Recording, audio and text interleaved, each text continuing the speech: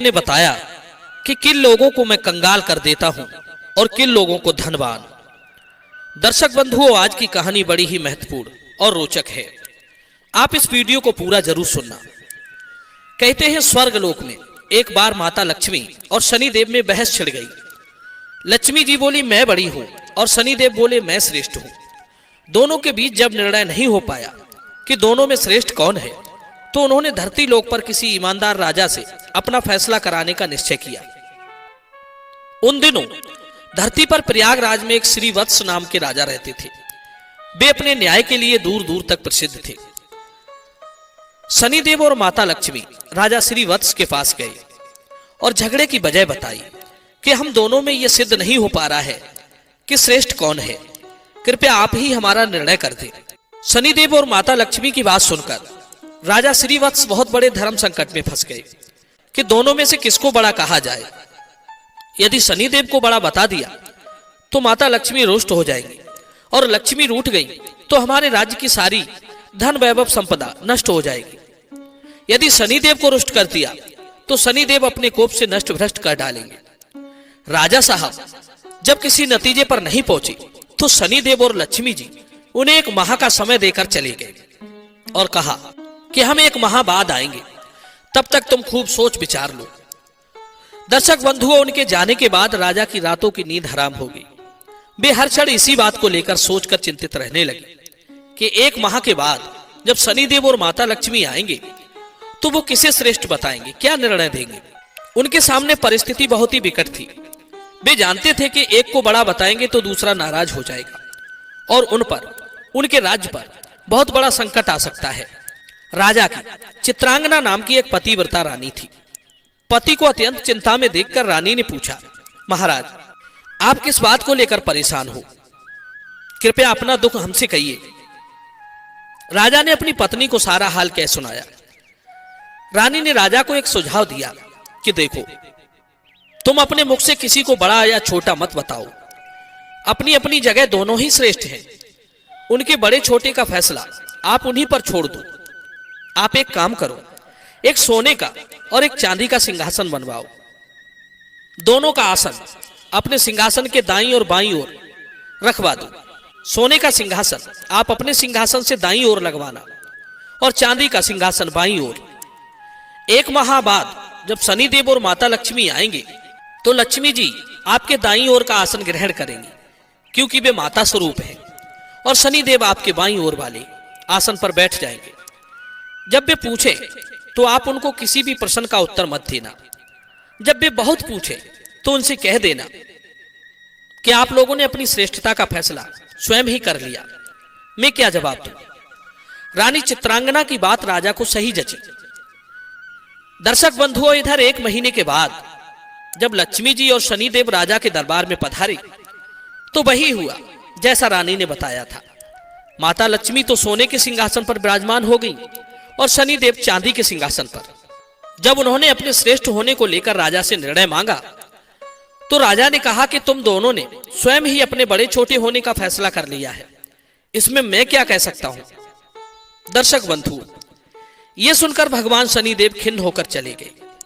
माता लक्ष्मी ने राजा से कहा कि पुत्र, शनिदेव तुमसे रुष्ट हो गए हैं और उनके कोप के कारण तुम पर बहुत बड़ा संकट आ सकता है, परंतु तुम चिंता ना करो, मैं तुम्हारे साथ हूं। शनिदेव ने राजा पर ऐसा कोप बरसाया कि उनके राज्य में भयंकर अकाल पड़ गया। लोग भूखों मरने लगे। नर नारी, जीव जंतु सब उनके राज्य को छोड़कर दूसरे राज्यों में चले गए। राजा से अपने राज्य की ऐसी दशा नहीं देखी गई। 1 वर्ष के बाद उन्होंने अपने राज्य को छोड़ने का फैसला किया। अब वे अपनी पत्नी चित्रांगना को साथ लेकर घर से निकल पड़े। एक पोटली में उन्होंने हीरे जवाहरात, कुछ जेवर आभूषण बांध लिए। सोचा जहां रहेंगे वहां विपत्ति में ये बहुत काम आएंगे, इन्हें बेचकर हम अपना गुजारा कर लेंगे। राजा रानी घर से निकले ही थे कि उसी समय भयंकर आंधी तूफान आ गया। चारों तरफ अंधकार छा गया। वे उस अंधेरे के कारण रास्ता भटक गए। समझ में नहीं आ रहा था कि कहां जाएं। तभी माता लक्ष्मी एक छोटी सी कन्या का रूप धरकर आती है और लालटेन की सहायता से उन्हें एक नदी के किनारे पहुंचा देती है। नदी पर छोड़कर माता लक्ष्मी वहां से चली गई। अब उनके आगे समस्या यह थी कि नदी को पार कैसे किया जाए। भी ये सोच ही रहे थे कि उसी समय शनिदेव एक नाविक का रूप बनाकर नाव लेकर उसी किनारे पर जा पहुंचे जहां राजा रानी खड़े थे। राजा ने नाविक से नदी के उस पार जाने का आग्रह किया। नाविक ने कहा कि देखो भाई, हम तुम्हें उस पार पहुंचा तो देंगे, परंतु हमारी नाव बहुत कमजोर है, इसमें एक बार में एक ही सवारी बैठ सकती है। राजा ने कहा चलो एक एक करके ही उतार दो। अब पहले तो नाविक रानी को उस पार पहुंचा आया, फिर राजा को ले गया। तीसरी बार में उस नाविक ने राजा की धन की पोटली रख ली, लेकिन वो नाविक तो स्वयं शनिदेव थे, इसलिए वो धन की पोटली लेकर नदी के बीचों बीच से गायब हो गए। अब तो उनके पास जो धन था वो भी नहीं रहा, भोजन का संकट खड़ा हो गया। राजा बड़ा ही धीरवान था, भगवान की इच्छा समझकर वो वहां से आगे को चल दिया। चलते चलते वो एक गांव में पहुंचा। उस गांव के लोग जंगल से लकड़ी काटकर उन्हें बेचते थे। राजा भी अपनी रानी के साथ उसी गांव में रहने लगा और लकड़ी बेचकर अपना गुजारा करने लगा। लक्ष्मी जी की कृपा से उसे जंगल में चंदन का बाग मिल गया। राजा ने चंदन की लकड़ियों को बेच बेचकर काफी पैसा कमा लिया। अब तो उसका जीवन बड़े सुखपूर्वक बीतने लगा। राजा और रानी को सुख चैन में देखकर शनिदेव ने एक और नई चाल चल दी। एक सौदागर था जो उस गांव से चंदन की लकड़ी भरकर दूसरे राज्यों में ले जाया करता था। आज उसका जहाज उस नदी के किनारे पर ही फंस गया था। उसने जहाज को चलाने का बहुत प्रयास किया, पर जहाज टस से मस नहीं हुआ। सौदागर के समझ में नहीं आ रहा था कि वो क्या करे। तभी शनिदेव एक ब्राह्मण का रूप बनाकर उस सौदागर के पास आए और बोले, सौदागर, तेरा जहाज तो चल जाएगा यदि कोई पतिव्रता स्त्री तेरे जहाज में हाथ लगा दे तो। सौदागर ने वैसा ही किया। पूरे गांव की स्त्रियों को बुलाया, सबने जहाज को छुआ, पर जहाज फिर भी नहीं चला। किसी ने बताया कि गांव में अभी एक स्त्री बाकी रह गई है जो यहां नहीं आई है। सौदागर स्वयं चलकर उसके घर गया। वो स्त्री कोई और नहीं, रानी चित्रांगना थी।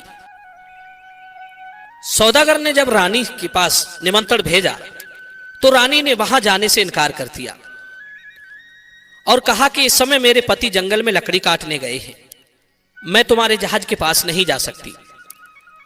सौदागर के आदमी ने वापस जाकर उसकी सारी बात बता दी। सौदागर समझ गया कि यही औरत पतिव्रता है और यही उसके जहाज को निकाल सकती है। वो शाम को फिर उसके घर गया। उस समय श्रीवत्स घर पर ही थे और इसीलिए उसने निमंत्रण स्वीकार कर लिया। जब राजा और रानी से कहा कि वो जहाज छू दे जिससे कि वो निकल सके, तो रानी ने अपने पति के कहने पर जहाज को छू दिया और जहाज हिलने लगा। यह देखकर सौदागर के मन में पाप जागा कि क्यों ना मैं इसको अपने साथ ले चलूं।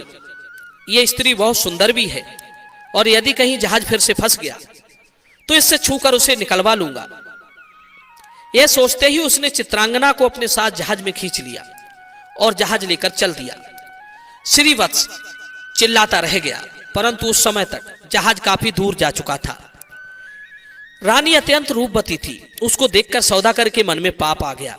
वो उसको अपनी पत्नी बनाने की इच्छा करने लगा। रानी ने सौदागर की छेड़छाड़ से तंग आकर सूर्य देवता से प्रार्थना की कि उसको अपने सतीत्व की रक्षा करने के लिए कोढ़ दे दे। उसकी प्रार्थना भगवान सूर्य ने सुन ली। उसी समय रानी के शरीर से कोढ़ फूट गया। वो एकदम से कुरूप रूप वाली हो गई। उसके कुरूप शरीर को देखकर सौदागर उसके पास नहीं जाता था, पर वो हमेशा अपने साथ रखता था। इधर राजा रोते बिलखते नदी किनारे से चल पड़े। वो इसी उम्मीद में थे कि यदि जहाज उस तरफ से गुजरा तो वो अपनी पत्नी को छुड़ा लेंगे। आखिर उसको जहाज का कहीं पता नहीं चला तो वो नदी किनारे आश्रम के साधुओं के साथ रहने लगे। अब तो राजा वहां पर साधुओं की सेवा करता था, उनकी गायों को चराता था और गायों के गोबर से उपले बनाता था। वो उपले लक्ष्मी जी की कृपा से सोने के बन जाते थे। इस प्रकार कुछ ही दिनों में उसके पास ढेर सारी सोने की ईंटें हो गई। एक दिन वही सौदागर जो राजा की पत्नी को ले गया था, उसका जहाज उसी नदी पर आया। राजा ने सौदागर को पहचान लिया। उसने सौदागर को ईंटें दिखाकर कहा कि यदि सौदागर उसको साथ ले चले तो वे सोने की ईंटें सौदागर को दे देगा। सौदागर ने राजा को पहचान तो लिया था, परंतु सोने की ईंटों के लालच में उसे अपने पास बैठा लिया। ईंटों को भी जहाज में भरवा लिया। जब जहाज चल पड़ा तो सौदागर ने राजा को नदी में फेंकवा दिया। राजा की चीख पुकार राजा की रानी ने सुन ली और उसने तुरंत एक तकिया जल में फेंक दिया। उस तकिए के सहारे से राजा एक पुल पर पहुंच गया, जहां आते जाते जहाजों से चुंगी ली जाती थी। राजा को वहां के लोगों ने निकाल लिया। उन लोगों ने राजा से पूछा कि वो कौन है और कहां से आया है। तो राजा ने कहा कि वो एक अत्यंत दुखी आदमी है, उसका सब कुछ लुट गया है, उसके पास कुछ नहीं बचा है। वहां के लोग उसको पकड़कर राजा के पास ले गए। राजा ने राजा से नौकरी मांगी। राजा ने श्रीवत्स को अपने यहां बगीचे में माली का काम दे दिया। दर्शक बंधु, राजा की एक पुत्री थी। उसके लिए नित्य फूलों का सुंदर गजरा एक मालिन लाती थी। एक दिन राजकुमारी ने मालिन से पूछा कि आजकल गजरे कौन बनाता है, बहुत सुंदर गजरे बनाता है। मालिन ने राजकुमारी को बताया कि एक नौकर नया आया है जो बड़े ही सुंदर गजरे बनाता है। राजकुमारी ने उस नौकर को देखने की इच्छा जताई। जब उसने राजा को देखा तो वो उस पर मोहित हो गई और राजा से ही ब्याह करने की जिद ठान ली। राजा ने बहुत मना किया, परंतु जब राजकुमारी नहीं मानी तो उन्होंने लाचार होकर दोनों का ब्याह कर दिया और जंगल में एक मकान दे दिया। धीरे धीरे एक समय बीतता चला गया। कुछ दिन बीते तो राजा श्रीवत्स ने राजकुमारी से कहा कि ऐसे बेकार बैठे रहकर मेरा मन नहीं लगता है, तुम अपने पिता से कहो कि मेरे को जहाजों की चुंगी का ठेका दे दे। राजकुमारी ने अपने पिता से यह प्रस्ताव रखा तो राजा ने भी कहा ठीक है। अब तो श्रीवत्स अपने आने वाले जहाजों से चुंगी लेता था। इसी प्रकार जब 7 वर्ष बीत गए, शनिदेव का प्रभाव खत्म होने को आया। एक दिन सौदागर का जहाज वहीं से निकला तो श्रीवत्स ने उस जहाज को रोककर और उसे आगे जाने से रोक दिया। सौदागर को यह देखकर बड़ा क्रोध आया। वो तुरंत शिकायत लेकर राजा के पास पहुंचा। राजा ने जब श्रीवत्स से पूछा कि वो सौदागर के जहाज को क्यों नहीं जाने दे रहा है, तो श्रीवत्स ने बताया कि महाराज, इस सौदागर के पास मेरी सोने की ईंटें हैं, ये मेरी सोने की ईंटें नहीं दे रहा है। राजा ने कहा तुम्हारे पास क्या प्रमाण है कि इसके पास जो ईंटें हैं वो आपकी हैं? तो श्रीवत्स ने कहा महाराज, आप इसे दरबार में सब लोगों के सामने बुलाइए। वे ईंटें एक तरफ से जुड़ी हुई है। यदि सौदागर ईंटें खोल देता है तो ये सारी ईंटें उसकी हैं। यदि वो ईंट नहीं खोल पाता है तो उन ईंटों को मैं खोलकर दिखाऊंगा।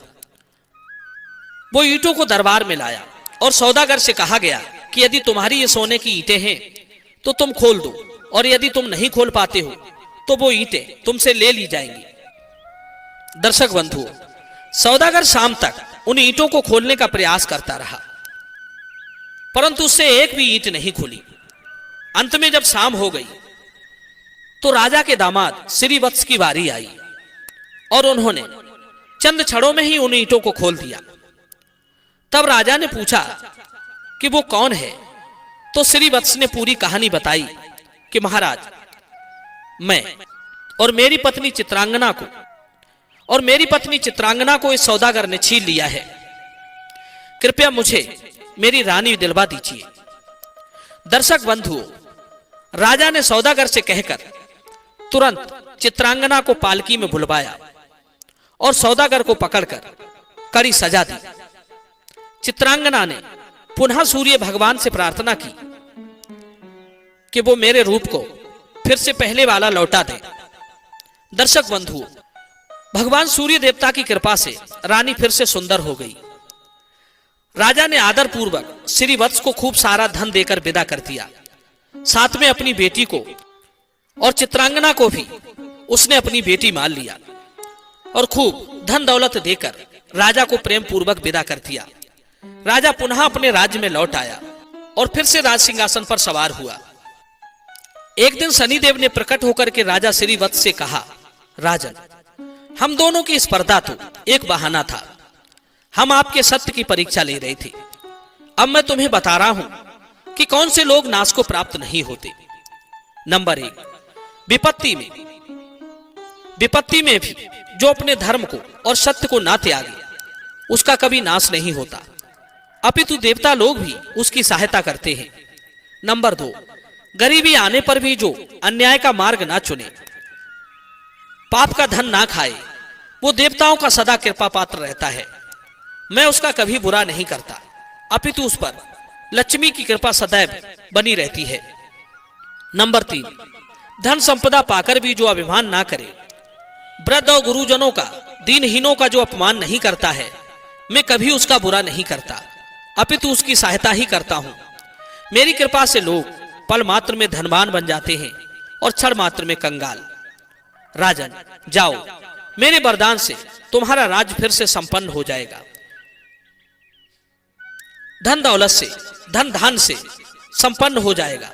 तुम्हारी प्रजा खुशहाल हो जाएगी और कभी दुख दरिद्रता तुम पर नहीं आएगी। राजा को वरदान देकर शनिदेव और माता लक्ष्मी वहां से चले गए। दर्शक बंधु, ये कहानी कैसी लगी? अपनी कीमती राय कमेंट बॉक्स में जरूर देना।